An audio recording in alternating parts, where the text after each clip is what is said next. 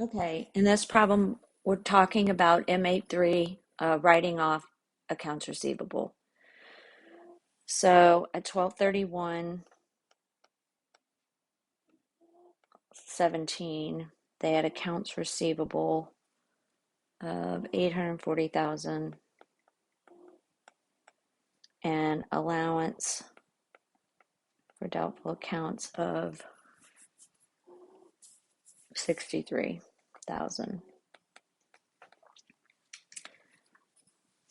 On January 2nd, the company learns that certain customer accounts are not collectible, so they have a write-off of 14,000. So 1, 2, 18, write-off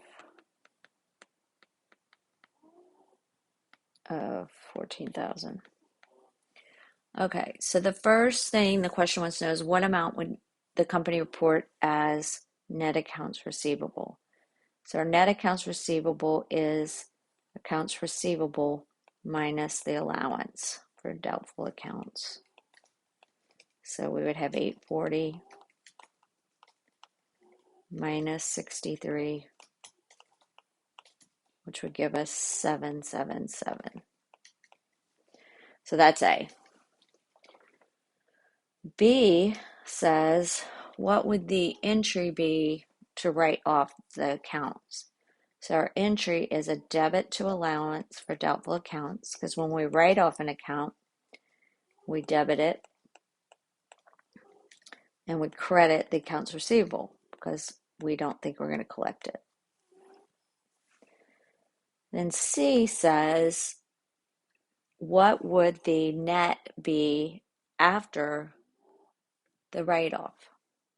Oh, that was January 3rd, sorry, not 2nd.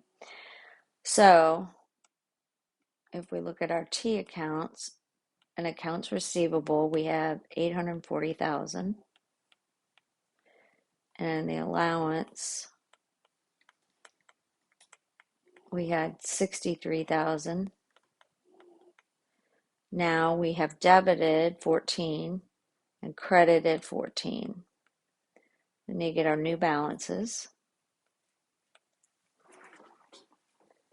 So 63 minus 14 is 49. So our new balance is 49,000.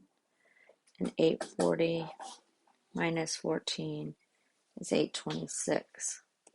Now it's kind of a trick question, but not really. So up here you can see that when we calculated in A, our net is accounts receivable minus allowance for doubtful accounts. So if we take our new accounts receivable, 826, less 49, we are still going to get 777.